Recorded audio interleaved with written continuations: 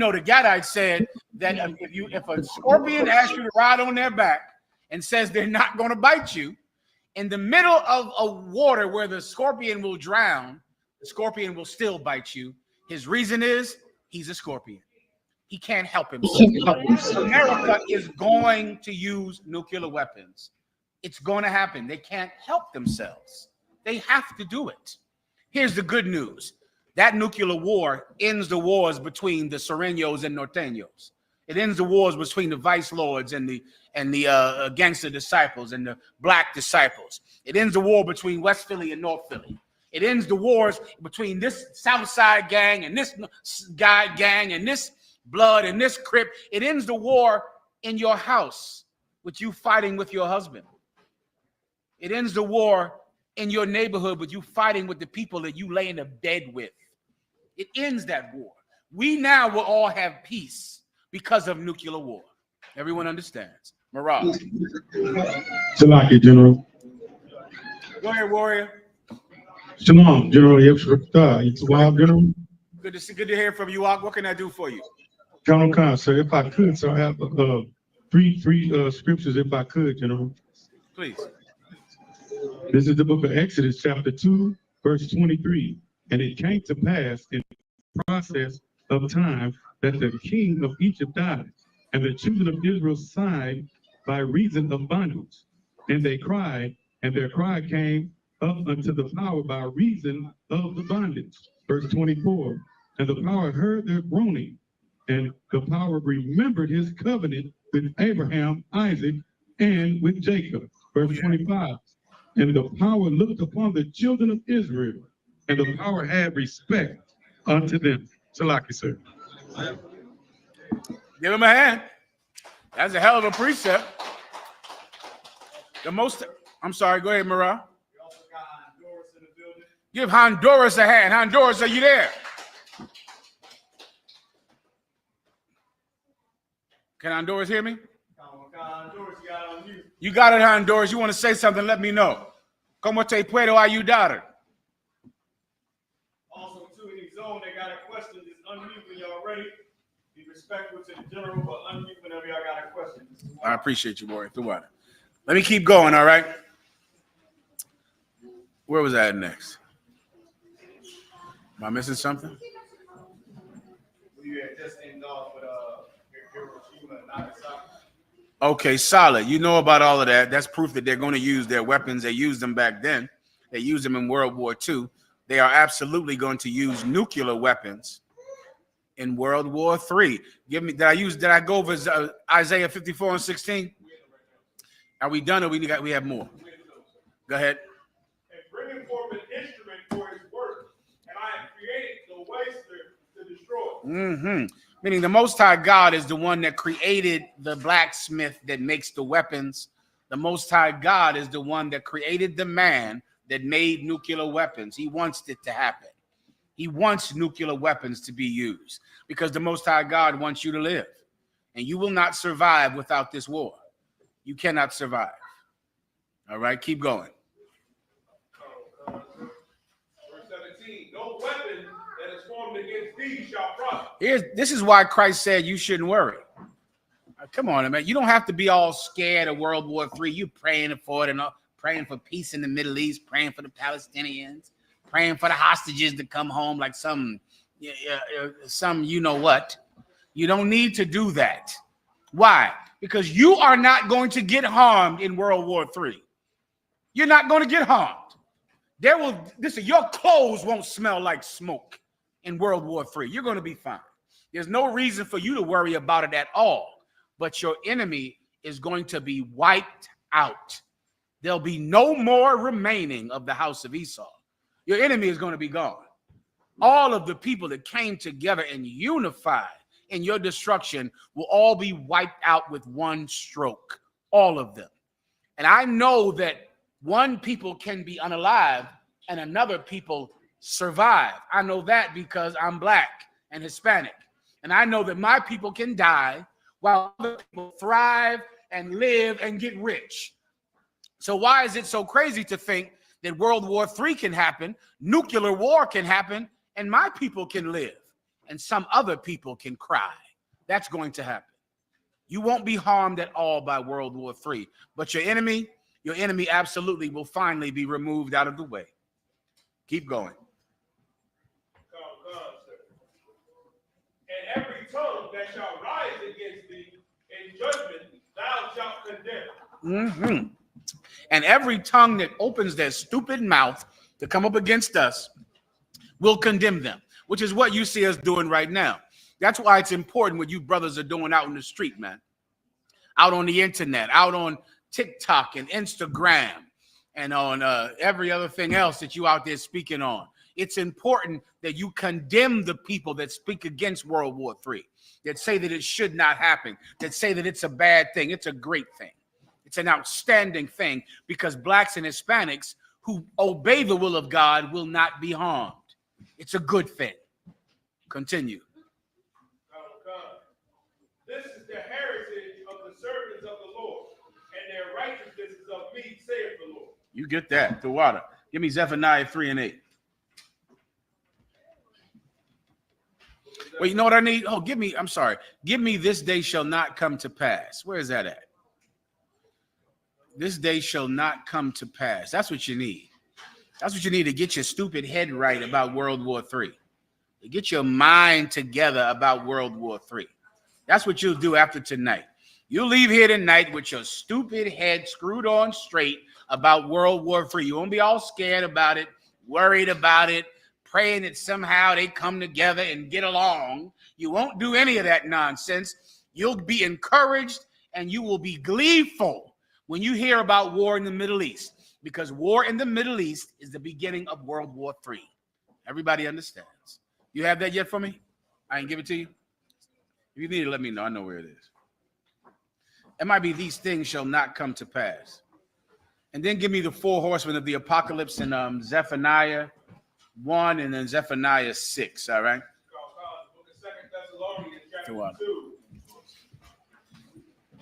and verse 3. Let no man deceive you. There you go. By any means. Go ahead. For that day shall not come, except there come a falling away first, and that man of sin be revealed. That's why the Most High God said that we have to speak against these people. We have to condemn them who speak against this word. Why? Because our oppressor does not want anyone to know about the great day that World War III is. It's a wonderful day. It's an amazing thing. It's so beautiful I could cry that all of the nations on this planet will come together and fight each other. And in the end, we're the only ones left standing. That is just beautiful. That's what's going to happen. Now, our oppressor doesn't want you to know that. He doesn't want the world to know who he is and that he is a liar. And he's been lying to you about World War III, lying to you about nuclear war. He's been making you pray for peace in the Middle East while you die in your own neighborhood. That's like magic, really. That's like a magical act that a people on crack and drugs and heroin could say, pray for Palestine, pray for the Israelis. That's magical that he could even achieve something like that. Well, the Most High God wants him to be revealed, to be the devil the Bible speaks of. And that day shall not come to pass unless he is revealed. Don't you want Jesus Christ to come back? Goddamn Christians out there listening. You don't love Jesus? What happened to Jesus? You don't care about him now. You don't want Jesus Christ. You don't love your Lord and Savior in the blood of Jesus on the Holy Cross and Episcopalian Jesus love and everyday Holy Day Saints, Mount Olive. You don't love Jesus now? I thought you loved Jesus. Well, Jesus Christ is not going to return without World War III. Jesus Christ is not going to come back until every prophecy concerning him has happened. That's in the Bible. That has to happen. Every prophecy concerning him must happen. So if you love Jesus so much, then World War III has to happen. Nuclear war has to happen. If you're afraid to die, don't worry about that. You're not going to die unless you should. Unless you're one of the ones that absolutely should die. But if you're not, if you're keeping the commandments, if you're doing what's right by the Most High God, you have the UPK here. You got us here up all goddamn night and day. You got Command and General Yahanna flying all over the goddamn globe, going everywhere to help you. You don't have to die if you don't want to. You want to live? Good. Well, the UPK is here to show you how to survive World War III. We're doing it for you, so you no longer have to be afraid of it. Everyone understands. You die, I believe that's it. Go back to the other one now. Give me, hell, go ahead, Warrior, please. Please. Excellent. Go ahead and read it. Behold, the day cometh that shall burn as an oven. That's what it says in the Bible. Behold, the day cometh that shall burn as an oven. That's nuclear war, where your eyes burn out of your head and your tongue. I'm sorry. I'm fine, Warrior. Hey, what the hell? Since you're here, Rock, you might as well give me one more. It is World War III. The day coming that is going to be hot like an oven. That's nuclear war. Give me that precept, I believe, in Zechariah, about your tongue melting away in your head. Give me that precept. That day is coming. Keep going. And all the proud, yea, and all that do wickedly shall be stubble. Come on now. Why is that such a bad thing? All the proud and all the proud that do wickedly, they shall be stubble. You know what stubble is? Stubble is like you take a wood and you burn it down, and it's the little crunchy bits of brown, hot wood that you could just step on, right? That's what stubble is. All of the proud. Who is proud? Our oppressor is proud. There is no one more proud than our oppressor. He's going to become firewood soon. He'll be gone. He'll be gone. There'll be no more of him. No more liars. No more thieves. No more molesters. No more of the people that hurt. Oh, Lord. I just said that word. I should have said it. You better come over here real fast. You die for this. One of y'all. I'm still up, but I got to stop. They gave me a warning. All right. No more people that abuse children. They're firewood. Your preacher is firewood. Your preacher is kindling. That's what's going to happen to him. It's going to be time to feed the worms shortly. Shortly. Any more? I'll get you, sis. Go ahead. And the day that cometh shall burn them up, saith the Lord Yahweh. Come on. Don't you know that's why the world is such a bad place? Everyone knows we live in a bad world, right? I think even our oppressor, other nations know that this world is an evil place, right? Am I correct about that, Marah? Wouldn't you say that it is universally believed that this world is a cold and bad place? All fake Israelites believe that. The UPK believes that. All Christians, Muslims believe that. Am I right or wrong, y'all? Tell me. Marah. Go ahead. It's a kids movie called The Lowriders. At the end of the movie, it says, if you don't change, then you can't help somebody else. You got to change first. I'm like, hey. Yeah, but they know. Listen, every race knows that this world is a terrible place. Now, this precept just answered a question for you, and World War III will solve the problem for you. Why is the world such a terrible place? I'll give everyone a shot to ask it while I drink more of this good scotch.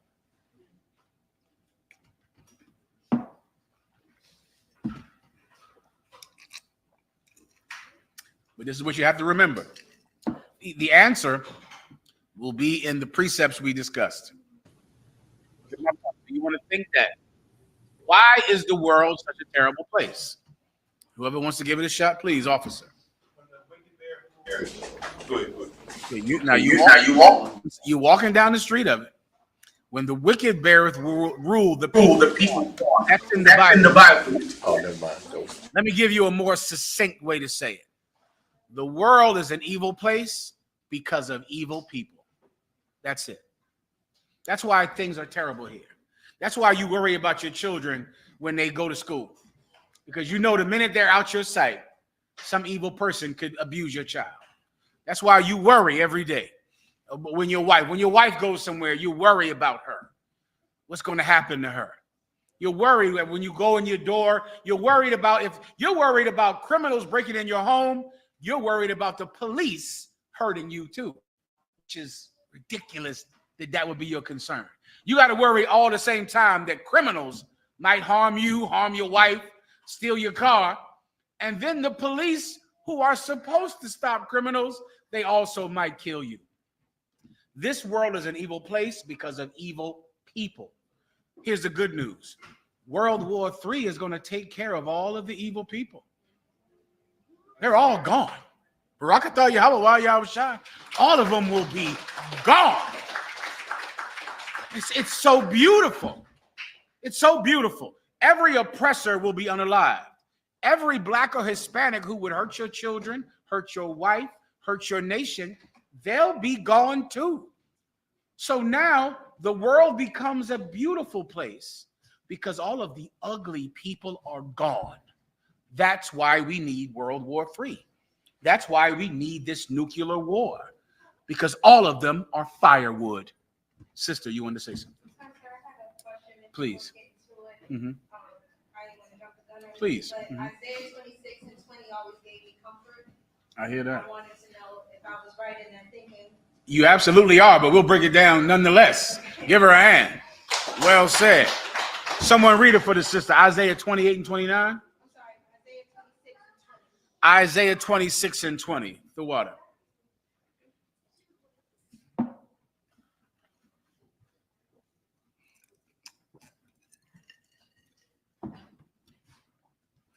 This is the book of Isaiah, chapter 26 and verse 20. Come, my people, enter thou into thy chambers. Forget about it. Let me give everyone some context, right? Let me try to, this is also, where is this at? In Ezra, Yediah? You know, when the war happens, they're fighting each other. In the middle of the fight, Jesus Christ returns. We'll get that next, all right? Let me just try to explain to you the prophecy for World War III, right? There's going to be war, nations fighting each other like they're doing right now. But then something will happen that makes everyone come into the Middle East to fight there. That's what you see happening right now. When those hostages were taken by Hezbollah, it caused America to send ships over to the Middle East. All of America's allies had to come to the Middle East. And then all of the allies of the Palestinians, which is Hezbollah. Who are the allies of Hezbollah? Hezbollah is a terrorist organization that controls that area of Palestine, right? But they have allies. Their allies are Iran, which is a major country, right? Iran, they're the allies of the Palestinians. Who are Iran's allies? Russia is Iran's ally. China is Iran's ally. So because of these hostages being taken, all of these different countries had to come into this land to defend each other, to back each other up. You get my point? If you've been in a fight before, you know, if your friend fights somebody, what has to happen? Now my cousin is in a fight. So what does that mean? Now here I come down to fight because my cousin is in a fight. And because I'm in a fight, now here comes my friends. That's how countries work, the same way. America is fighting, which means here comes Great Britain. Here comes America. Here comes Germany. Russia is fighting, which means here comes China. Here comes Iran. They all have allies. They all come into this land to defend their friends. Everyone understands, right? Now, when that happens, and that is happening now, what I just described, when I was young in the truth, this had not happened. I was talking about this like a future event. What I just described is happening now, tonight. Every nation is down there in the Middle East to back up their friend, to help their ally. But this is what's going to happen next. In the middle of this, they're going to start to shoot each other. As they shoot each other, one of those countries who has nuclear weapons will use those nuclear weapons to win that fight. Who has nuclear weapons? America, Great Britain, Germany, India. They have nuclear weapons on this side. On the other side, the side of Russia, North Korea, South Korea, and Pakistan. They have nuclear weapons. I'm sorry, and the country of Israel has nuclear weapons. Please. China also has nuclear weapons. One of those countries, once one uses them, the other one uses them, the other one uses them, the other one uses them. Do you understand? And then now there's nuclear war. Now, right before those nuclear weapons are used. This is what's going to happen. So now you get my point? So this is right before, right when there's going to be so much death that whoever is breathing is going to die. You understand? This is what will happen. Now you go ahead and read. Whoever had it, please read it for her. No, the one that she asked for earlier. Book Isaiah chapter 26, verse 20. Come, my people, enter thou into thy chambers. Come, my people, enter thou into thy chamber. The Most High God is going to send the chariots to receive his elect.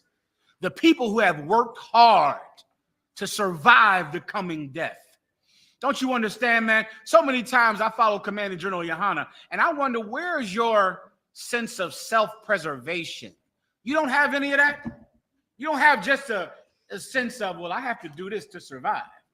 Well, you have to come into the UPK to survive, to just live. Because there is a death coming that is so terrible that it's biblical in nature. That's how horrible it is. It's worse than 85 million people dying for World War II. Don't you want to survive that? If you could have been around before World War II and someone would have told you, listen, do not go to Japan, or do not go to Pearl Harbor. Don't go there. Stay away from Pearl Harbor. You wouldn't have listened. Well, that is you right now today if you don't follow Commander General Yahanna. Because we're here right now like they were back in 1943 before December 6th, when he's saying, you should avoid Hawaii now.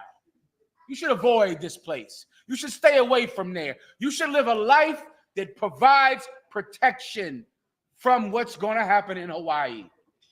Would you not listen? Wouldn't you hear? Well, that's you right now. Don't you want to preserve your life? There is death coming that is so extreme, there will be no way to not die unless you are saved, preserved, and protected in a chamber sent by God. The Most High God is going to send his chariots right before the nuclear war.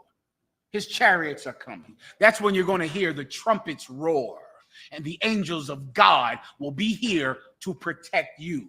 And then now the elect of God will be taken up into these chariots. Inside these chariots will be rooms with the doors shut, so that none of the nuclear power, none of the nuclear fire ever touch you. You'll be safe in there. The Most High has prepared these chambers or these rooms for you from before the foundation of the world, when he knew he was going to do this. These rooms are inside what you would call UFOs, what the Bible calls the chariots of God. Keep going. Come and shut thy doors about thee. Shut your door in that chamber. Go ahead. Hide thyself as if were for a little moment. Hide yourself like it was for just a moment. That's how you want to think about it. You want to think like, who? Oh man, it was. I know Russia. I was watching the news one day, and I see Russia and America pointing weapons at each other. I'm watching the news, and I hear they saying that you should go down into your basement and hide. Think about what people had to do during Hurricane Katrina. People had to do in North Carolina. It's so similar in that you're living your normal everyday life. Give me two shall be in the field, one taken, one left behind. You're living your average everyday life. You're going to work, you're watching your kids, and all of a sudden you hear the news say, go in your basement, get to high ground. I heard them telling me I should get some gasoline and get some food. I kind of ignored that. I didn't think it was really anything. Think about people felt in Florida just now. When they hear about some danger coming, the storm that might be coming, but I've heard that before my whole life. Wars and rumors of wars. I've heard this rumor that it was going to be a big storm in Florida, so I kind of ignore it, right? Because I'm from Florida, so I ignore this storm. But then it starts to seem like the rumors are getting too loud. At the last minute, I say, maybe I should get to high ground. Then the water is up to here. And now I'm scrambling. Now I'm trying to get on my roof. Then the water is here. And there's only one thing to do when the water gets here. Pray. Pray to the Lord. What if you knew about it before it got to here? You would pray now. you would prepare now. That is World War III. There is a destruction coming that's like the destruction that just came to Florida, that came to Hurricane Katrina. It's coming. And you don't want to be a fool that ignored the forecast. Do you understand? You don't want to be some dummy that ignored the weatherman. Commanding General Yahanna is the weatherman. He's telling you this thing is coming. There's a death coming. A storm is coming. You don't want to say, they always say that. No, it's not going to happen. Nothing will happen. It's coming. It is going to happen. Does everyone understand? When it happens, those of you that have prepared, those of you that have made your hearts ready, those of you that have decided that you want to live and not die, you'll be taken up into the Most High's chariots, and you'll be hidden away as if it was just a second that you need to hide away. Just a second. Just get in there, shut the door, close your eyes. It'll be over in a minute. That's going to happen on the Most High God's chariots during nuclear war in the Middle East. Continue. Until indignation be overfed. Until the indignation. What is indignation? Indignation is anger. Until the anger passes, hide in these chariots. That's why we're here. That's why we joined the UPK. We joined the UPK for the same reason that people in Florida should have watched the weather report. People in North Carolina should have watched the weather report, because we want to live. And we know that a death is coming because the weatherman has told us. He's given us the forecast. Who wants to break that word down to me before I ask Alexa? What does forecast mean? Forehead, forethought. What does forecast mean, officer? To see ahead. Someone is saying, if you live in North Carolina, get to high ground. Leave now. Get out of North Carolina. Get out of Florida. If you live in Tampa Bay, leave now. Leave 3 weeks ago. Don't ignore the forecast, the thing that is telling you what is going to happen before it happens. Don't ignore that. You want to die? That's what you would have to be to ignore World War III. You're going to die. We're here so that you don't die. Commanding General Yahanna is here giving you the forecast. Does everyone understand? Keep going. Whoever was reading, keep going. Finish this. You done? Solid. Give me the other one I asked for. Go ahead. Please. Please. Is the day of the Lord the same as World War III? No, the day of the Lord is not World War III. World War III is a prophecy that must come to pass for the day of the Lord to come to pass. World War III is the final prophecy before the chariots return. So you want to think, before World War III, what do you need? Nation against nation, race wars, riots in the street. That's in the Apocrypha as well. When you see tumults among the people, oh boy, the election time is coming. And those Donald Trump people are going to burn down something. Win or lose, they'll burn down something. Right? There's going to be, they spent $6 billion on this election. That money is going to go to giving some man $20 an hour to become 500 men to go out and burn something down. They're going to pay for armies with this money that they have. You remember Black Lives Matter, don't you? Where are they at now? Gone. But Black Lives Matter was paying $20 an hour to form an army of 2,000 people that would just burn everything, wreck everything, destroy everything, so that Hillary Clinton could become president. She lost. And then January 6th came. And then Donald Trump's people went and raided the Congress, raided that place. Now, a brother called me 3 days ago and he said, and you'll hear about this on your own, people are paying $20 an hour to go work for these candidates. Have you not heard about this? You will. They're paying $20 an hour for you to become a member of the army of Kamala Harris or the army of Donald Trump. These armies are going to fight each other. and you will see tumults among the people, riots among the people. That's a prophecy. The poverty, the COVID-19 virus, that was another prophecy. That was a plague that the Most High God said would happen. You're going to see disease, poverty, death. All of these things are prophecies. The final one is when nation upon nation, give me that right now, nations upon nations into the valley. You're going to see countries upon countries come down into the valley of decision. And when they get there, they're going to fight each other. In that fight, they're going to have to use nuclear war to win the fight. Before that happens, Jesus Christ is going to come back. The chariots will be in the sky and the trumpets will roar. And the people that the Most High God has decided to save because of their good conduct, because they stood so stiffly for him upon the earth, or because they helped the man that stood for God, they're going to get up on the chariots and never see nuclear war ever. The fire will never touch them. 1,000 shall fall on thy right hand, 1,000 shall fall on thy left, yet the smoke shall never come near to thee. It will never touch you. You'll be on the chariot, protected, safe, in the chamber. After that, what's the question about the day of the Lord? The day of the Lord is that. The day of the Lord is when those chariots come back. So the World War III happens before the coming of Jesus Christ, but the coming of Jesus Christ is happening when the Third World War III happens. Sometime when it happens, that's when the chariots are going to return. So when you hear about, oh, Russia attacked America, they're fighting in Jerusalem, they're fighting in the coast of this city, they're fighting, they're shooting each other. Somewhere in there, somebody is going to launch a nuclear weapon. Somebody. And then their enemy is going to launch one back at them. Then they'll attack Russia. Then they'll attack the mainland United States, the mainland UK, the mainland France.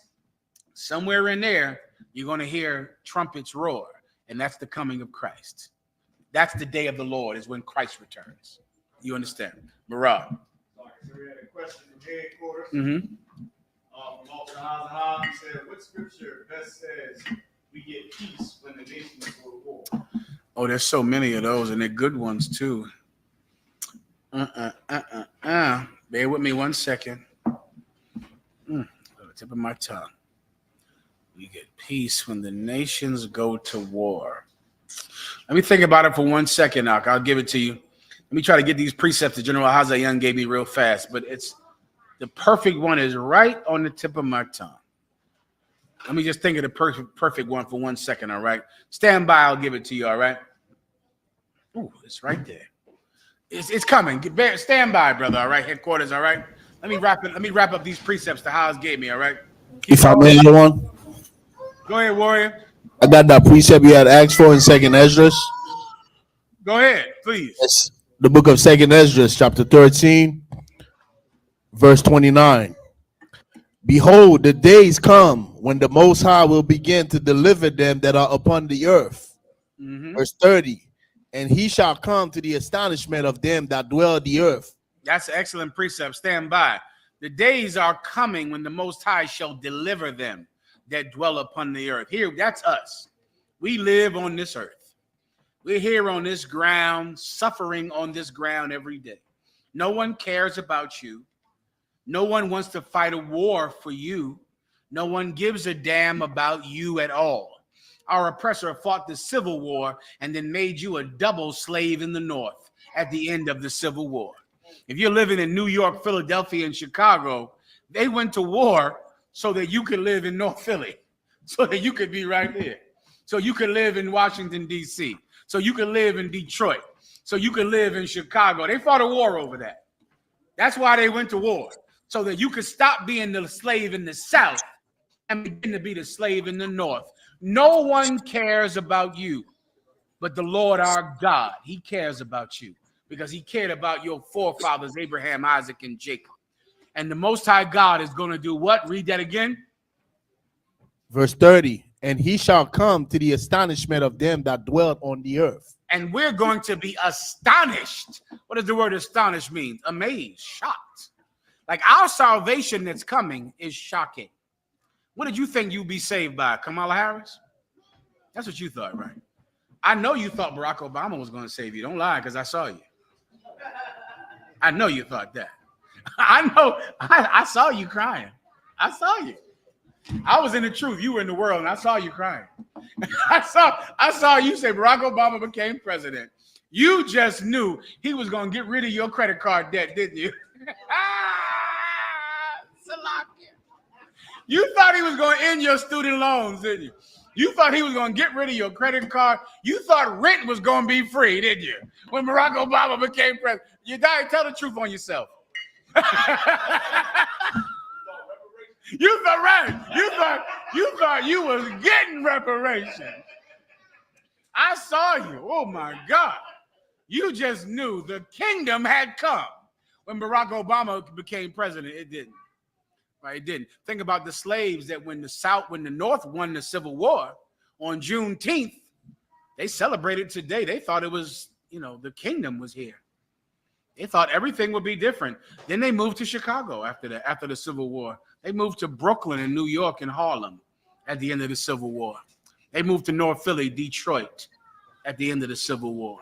Right? You've always thought that there was some other path to salvation when there is none but World War III, but the coming of the Lord. There is no other way to end this. You would like it to be. I know. You think a promotion on your job changes your life. I know you do. Who thought that a college degree would change their life? Then you think that was just going to be like, man, once I get this college degree, there will be no pain and no suffering. Come to find out. Then you heard about some bitch named Sally Mae. Have you heard of her? She's a terrible bitch. Sally Mae is a dirty, low down bitch. She's horrible. You'll hear of her, and then you'll see, what did I even go to school for? What was the point of any of this at all? Well, there is only one path to real salvation, and that is the day of the Lord. The day of the Lord does not happen without World War III. Everyone understands. Am I missing something? Where am I at right here? Please. 3 more verses, sir. Let me let the brother get it on. All right, Levi, you got it. Go ahead. And one shall undertake to fight against another. One shall undertake to fight against another, one city. Go ahead. Against another, one place against another, one people against another, and one realm against another. That's what has to happen. I mean, a college degree, getting a good job, a promotion, they're band-aids to the sickness. They help a little. You get a better job, that's better than no job. You get a car, that's better than the bus. These things help, but they will never fix your problem. To fix your problem, you need a change in status. Status changes when your people change. When now you're not on the bottom anymore, you're on the top. That can only happen through war. War is the only way that people change status. I'm not making this up. This is history. When do a people go from being on the bottom to being on the top? War. And there is no other way to do it. There has never been another way to do it, and that will not change. People change status because of war. World War III will change your status. It will change. It will make the people on the bottom will now go to the top, and the people on the top will go to the bottom. That's what's going to happen. Now your children are upper class children. Your children aren't niggers and spicks anymore. They're the upper class of society. That's who your children are now because of war. Keep going, Levi. Verse 32. And the time shall be when these things shall come to pass, and the sign shall happen which I shewed thee before, and then shall my son be declared. Let me tell you, that's going to happen. France and England and Saudi Arabia and the United Arab Emirates and Kuwait, they all coming down to the valley of decision. Give me that next, after Levi. They come in there, they fight each other, they use the weapons they have at their disposal. Christ returns. Read that again. And then shall my son be declared. Christ comes back. Christ comes back in the middle of that war. The Bible says that when they're fighting each other and the chariots of God appear in the sky, they stop fighting each other and they turn their weapons on the angels of God. Give me that after this. That's going to happen. If you ever wanted all nations to come together, all nations will come together to fight Jesus Christ. That's going to happen. They're fighting each other right now. But one day, give me, if you could, someone else hold that. Now give me Ronald Reagan saying this at the UN. You know what I want, right? Ronald Reagan said this in the 80s. Ronald Reagan said, wouldn't our differences among each other be small if an enemy from another world came? Wouldn't we stop fighting each other and be unified? Ronald Reagan was telling the truth during the nuclear age, during the time when Russia and America were in the middle of the Cold War. Ronald Reagan knew we will love each other when Jesus Christ returns because we're going to fight Jesus Christ together. Russia and America are going to become allies to fight Jesus Christ. That's in the Bible, and Ronald Reagan said it. He said it at the UN.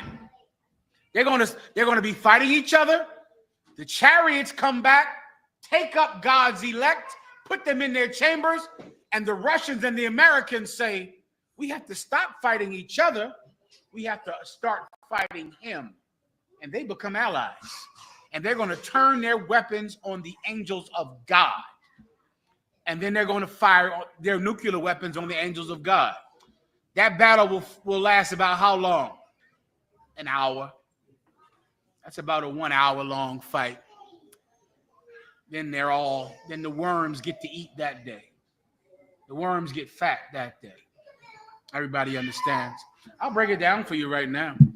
You die? What do you? I'm sorry. In our obsession with antagonisms of Levi.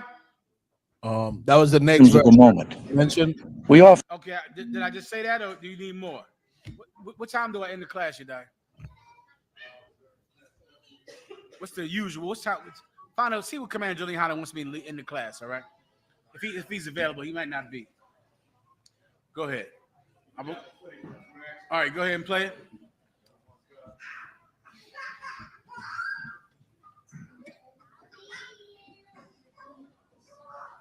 often forget how much unites all the members of humanity. The ones I just described. Let me get those and then I'll end it, all right? Go ahead. In our obsession with antagonisms of the moment, we often forget how much unites all the members of humanity. Perhaps we need some outside universal threat to make us recognize this common bond. I occasionally think how quickly our differences, in our obsession with antagonisms of the moment, we often forget how much unites.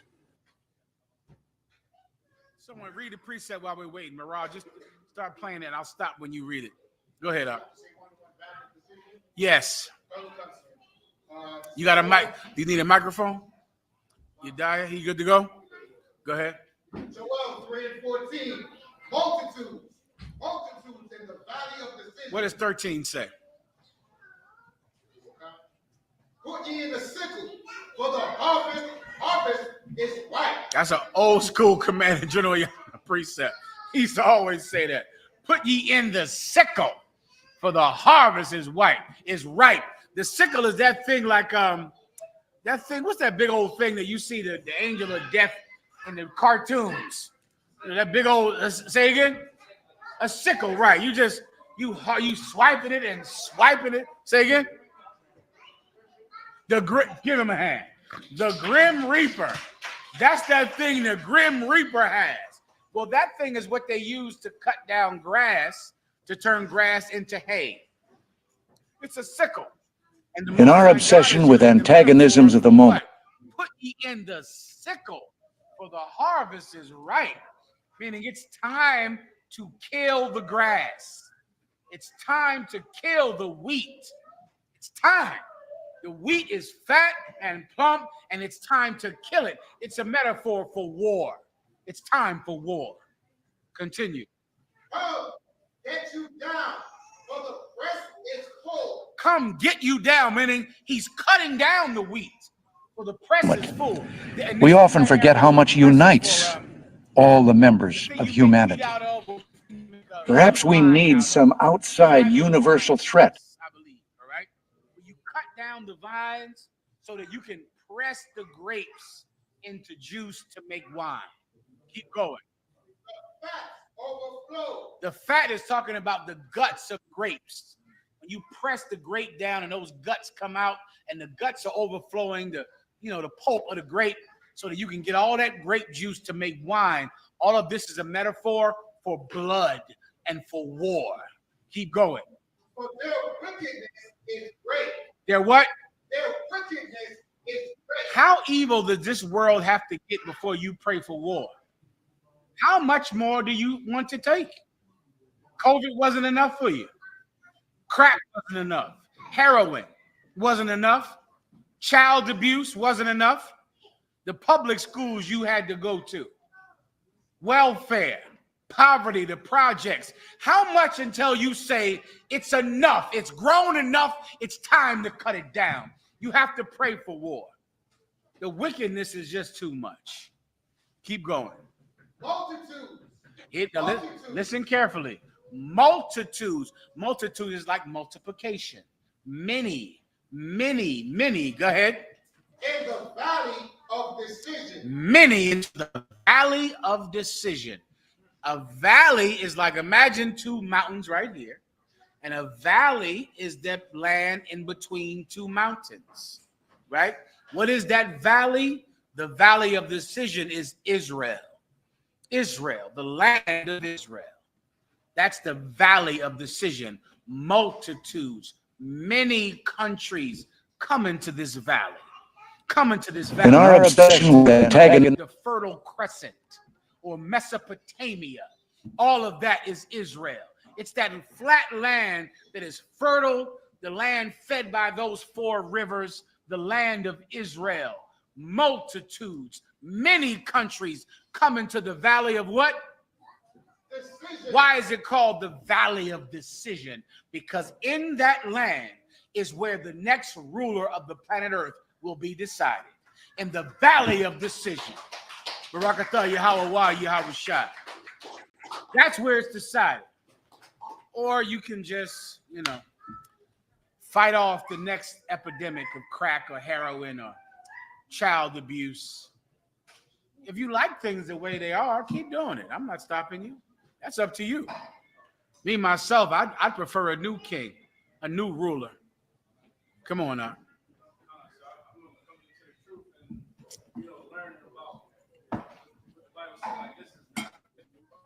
Yeah, brother.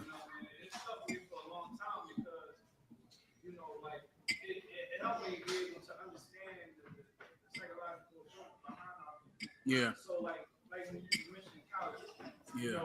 I went to school. I'm about to go to college. What I want to do when I was, Yeah. Like I was told, you got to go to college and, you got to move out the hood and, God is white. Yeah. But once you really understand the Bible, you see the circumstances that we under and the environment that put around us, you really start to realize, okay, I need Christ to put something up with Christ. Yeah. Give him a hand now. Let me tell you there are so many men that thought that a temporary solution was a permanent one, and they found out the wrong way. There's a man named Puff Daddy that wanted to do what? Make it out the hood. Who ever heard Puff Daddy's story about the roaches? Who knows what I'm talking about? You've never heard this story? You die. I don't have time for this, but put it on after I'm gone. You die. Puff Daddy told a story about how he was young and he went to eat something. I think it was cereal. And he poured the cereal on his face. And instead of cereal coming out, roaches came all over his face because he lived in a project in Harlem. I believe 142nd Street or something like that in Harlem. And he talked about how these roaches came out the cereal box. He said, he opened his mouth and roaches came all over his face. And that day motivated him to make something of himself, to succeed at any cost, to do whatever he had to do to get out of the projects. So many of us have thought that these temporary fixes were going to change the world, and they do not. They don't. And you found out the hard way. There is only one way to change the world, and it's a one-word answer. Give me the answer. Give me the answer. In the room or out the room, it changes the world every time it happens. Every time it happens, it changes the world. The car? Give him a hand. Give him a hand. War is the only thing that changes the world. At World War I, Germany was in charge. They weren't after World War I. World War II, who was in charge? Great Britain was in charge. Who'd you have on the? You had Queen Elizabeth and her father, King George. And before that, you had Queen Anne and Queen Victoria. Great Britain was in charge of the world. Then World War II happened. Then America was in charge after World War II. Now World War III is coming. There's going to be a new ruler after World War III. That new ruler will be blacks and Hispanics. A new heaven and a new hell. A new earth and a new heaven. Kingdoms will change the way they always change. War. World War III is the only thing that can help us. Everyone understands. Morale. Everybody else wants to eat. Mm-hmm. Wrap it up right now. Wait, let me finish this. This is my last one. Give me this valley right here, then I'll get Trinidad, then I'm done. Go ahead. For the day of the Lord is near in the valley of decision. The day of the Most High God is near in the valley of decision. That's where it's happening. The valley of decision is the land of Israel, which is the Middle East. That's where this war is going to be decided. Right there. It starts there. I want you to go home and pray for it. I want you to get down on your goddamn knees and pray for World War III. That's what is required of you. Or else you'll get the alternative, and then you can send those daughters of yours to school and assume they won't get pregnant when they're 13. You can assume that. Just like my mother assumed that she was wrong. Do you understand? She was wrong. You can assume that the death that happens to you won't happen to them. You will be wrong. You have to pray for war. It is the most important thing in life. It is how nations change positions on the earth. It's how the loser becomes the winner and the winner becomes the loser. Nations into the valley of decision. Any more? For water, what was the last thing I just said I wanted to go over? The brother's question, all right?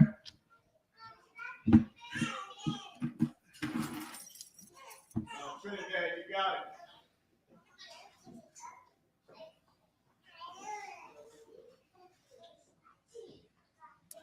Any questions in the room before I end the class? Any questions from Detroit, Chicago, Austin? Any questions? Go ahead, Al. Just one thing, right? Knowing that, we being here in the Caribbean and Yahanna, right?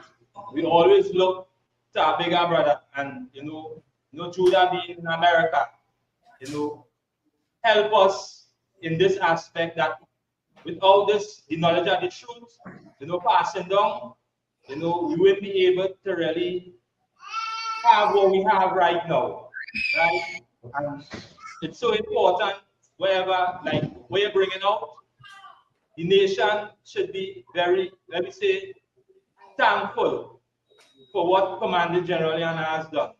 And he raised up righteous black men to continue to walk on in this struggle. Just as our King, Yahanna said that, this truth is going to be handed unto, men that will continue on in it. And I just wanted to say to Wada on behalf of the Trinidad and Tobago School, where I will be able to to really get this and, throughout the Caribbean, islands. Yeah. Give him a hand. Well said. And just so you brothers out there know, the camp in Trinidad, Commanding General Yahanna is very impressed with your progress, Trinidad. Commanding General Yahanna receives excellent reports from Captain Mashak Mayum and from General Hazayan about your progress. And you are men of well-renowned in the UPK. Your brothers know about your work up. Your brothers know about your work, and we value you, and we thank you for your service in Trinidad. All right, brother? He got it. Anything else, Marah? Mayan? Come on. Give him a hand. Ronald Reagan. The water, you're right. Let's play Ronald Reagan, and that's that. Go ahead.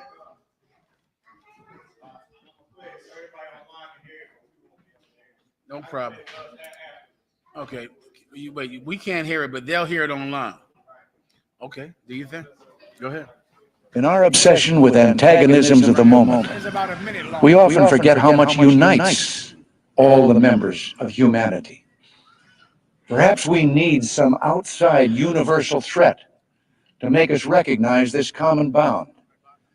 I occasionally think how quickly our differences worldwide would vanish if we were facing an alien threat from outside this world.